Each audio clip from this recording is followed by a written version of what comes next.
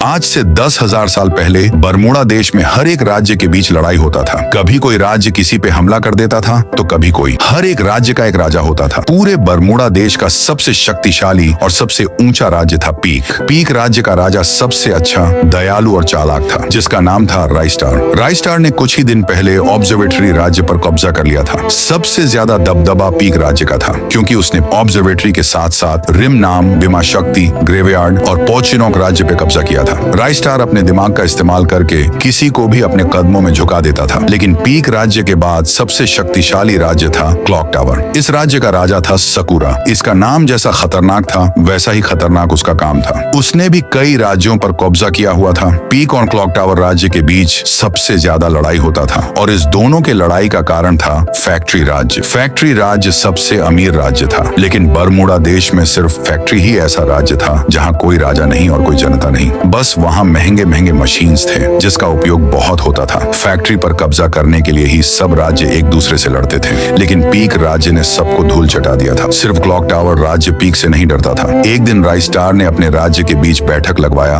और सबको बोला, बस बहुत हुआ भाइयों, अब मैं आखिरी फैसला ले रहा हूँ, क्योंकि हमारे राज्य में और क्लॉक टावर राज्य में बहुत सालों से फैक्ट्री राज्य के लिए लड़ाई होती आ रही है। अब हमको फैक्ट्री पर आज ही कब्जा करना होगा। सभी गाँव वाले राइस्टार के फैसले के लिए जान भी हाजिर रखते थे। सब लोग उनके फैसले से खुश थे, लेकिन राइस्टार का सेनापति बोला, महाराज आपका ये फैसला बहुत अच्छा है, लेकिन इस जंग में हमारे बहुत से सैनिक मारे जाएंगे। राइस्टार ने बोला, मैं ऐसा नहीं हूँ सेनापति, मैं किसी राज्य पे कब्जा करने के लालच में अपने राज्य के लोगों को मरता हुआ नहीं देख सकता। हम लोग रात को हमला करेंगे जब वहाँ कोई नहीं रहेगा। सब लोग महाराज राइस्टार का आज्ञा माने। उसी रात बरमूडा देश में एक और जंग होने जा रही थी। पीक राज्य के सैनिक ने रात में 3 बजे फैक्ट्री पर घुसकर अपना झंडा लहरा दिया। ये बरमूडा के इतिहास में पहली बार हुआ कि किसी राजा ने जंग भी लड़ा हो और किसी एक आदमी को खरोंच भी न लगा हो। अगले दिन जब क्लॉक टावर की जनता सोकर उठी तो उन्होंने देखा कि फैक्ट्री के चारों तरफ पीक राज्य के सैनिक थे। सब लोग हैरान हो गए। सभी लोगों ने सोचा कि राइस्टार एक कायर है जो आधी रात को हमला करता है, लेकिन राइस्टार वैसा नहीं था। वो अपने राज्य की जनता की जान बचाने के लिए ये समझदारी वाला फैसला लिया। पूरे देश में राइस्टार की चर्चा हो रही थी। ये वीडियो इस कहानी का बस एक छोटा सा प्रीव्यू था।